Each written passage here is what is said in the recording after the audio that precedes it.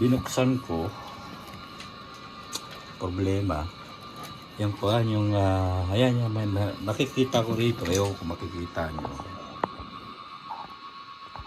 may parts dyan na sunog. So by now ito muna ang ating ayun, gumana ang ating tawag nito, okay na siya.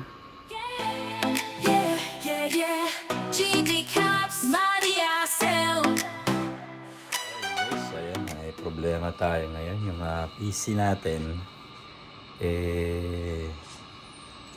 kanina umaga kasi may kuhan tawag nito habang tulog, kasi actually nagkukuhan ako nito meron akong play ako ng video, papatugtog na rin pag matulog.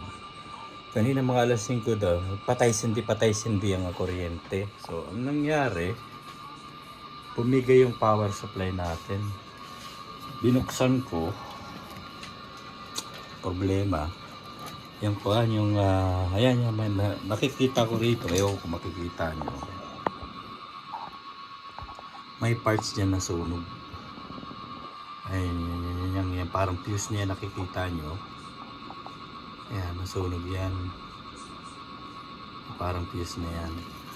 So kailangan palitan yung kuhan na yan, yung tawag nito, power supply na yan.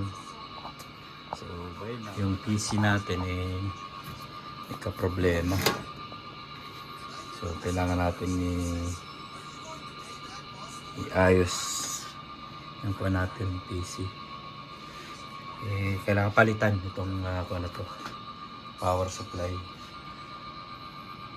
So, hopefully bukas order ako ng parts niya para maikabit, pagana natin ulit ang PC natin. So ayun guys, dumating na hinihintay nating power supply na in order para i-replace yung natin, yung nasirang power supply. Check natin yung item. Hindi to kasing sophisticated ng dating nakakabit, kasi ito mura lang ito. Pero pwede na to. Ayan, 80. Importante itong na to, rating na to. Yan ang pinaka-importante. Yung 80 plus na yan, yung rating niya, rating ng power supply. So check natin.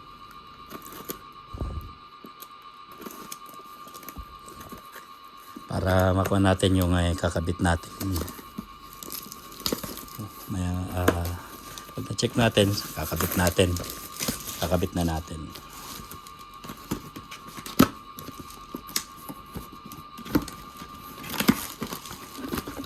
Oh, modular siya, modular. Ito yung nakakaganda rin.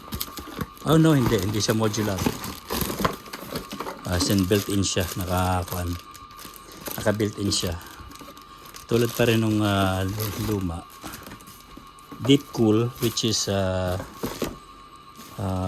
kuan na rin yung brand niya, okay na rin. May mga kasama siyang cable tie. Usual yan. Yan. So huwag na nating patagalin, kabit natin tong ating power supply, tapos i-fire up natin. So ilan muna kayo. Ayun guys, ito yung yan, ito na yung luma. Papalitan natin itong bagong power supply, at may nasunog na dun sa kuha na yun. Madali lang naman ayusin, kaya lang wala akong mga gamit para buksan ng tawag nito, buksan yung power supply na yun. Wala rin akong tools. So by now ito muna ang ating kakabit dito sa ating baby. Kabit natin dyan. So let's go guys.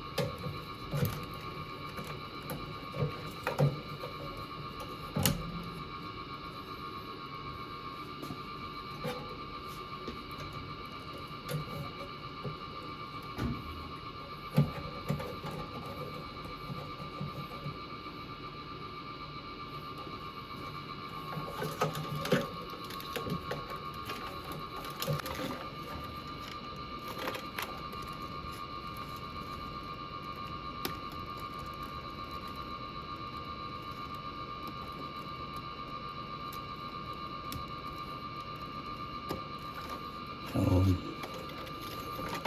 moment of truth tayo. Yan natin. So, yun. This is the moment of truth. Makikita natin kung magpa-powered up. 5, 4, 3, 2, 1. So, ayun.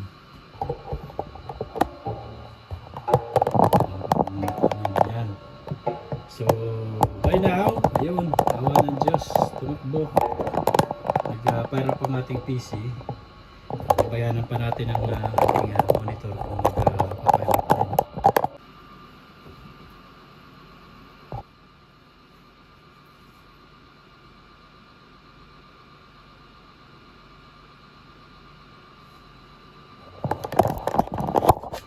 So ayun, gumana ang ating tawag nito. Okay na siya. Nagbubuting ng ating isa yun. Nag-boot na siya.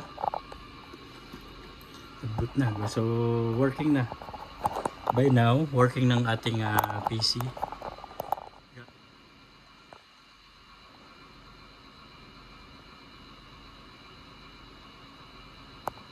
Thank you so much guys. Maraming salamat sa inyo pagsama sa akin dito sa munting repair ko ngayon ng ating PC.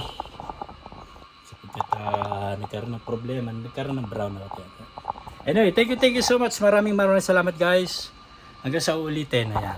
Thank you.